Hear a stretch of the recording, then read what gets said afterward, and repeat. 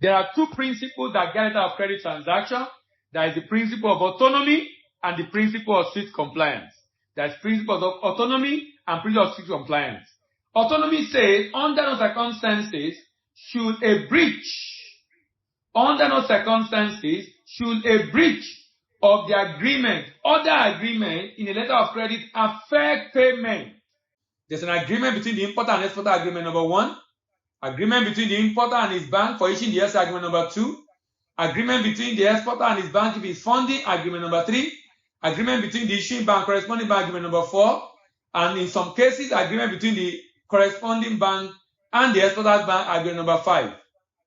Under no circumstances should agreement number 6 should not be paid because of failure of agreement 1, 2, 3, 4, 5, 6. It's called the principle of autonomy or the principle of independence. Now, two principles that get out of credit: principle of autonomy and principle of strict compliance. What strict compliance is basically saying is that the exporter must dot his T's and cross his I's.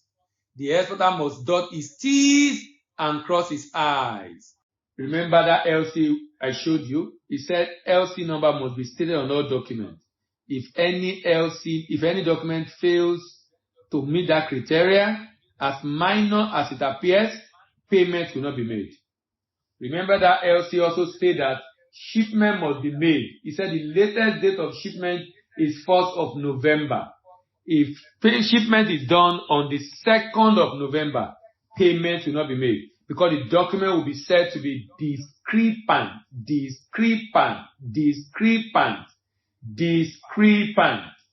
document will be said to be discrepant. That's inconsistency between the term of the LC. Because it's called documentary credit, payment is made based on document. When I said failure on the part, failure like the customer did not provide funds to the bank, there's an agreement between the importer and the bank that the customer must provide funding to fund the LC. If the bank issued that LC, the bank cannot say it will not pay in future because the customer has not provided fund. Autonomy says, if you are going to say payment will not be made, it must be based on the document or on the term and condition of the LC, agreement number 6. Now, if the exporter did not put reference number on the document, that's a breach of the exporter on the LC, agreement number 6. You cannot say you will not pay under agreement number 6 because agreement number 1 failed.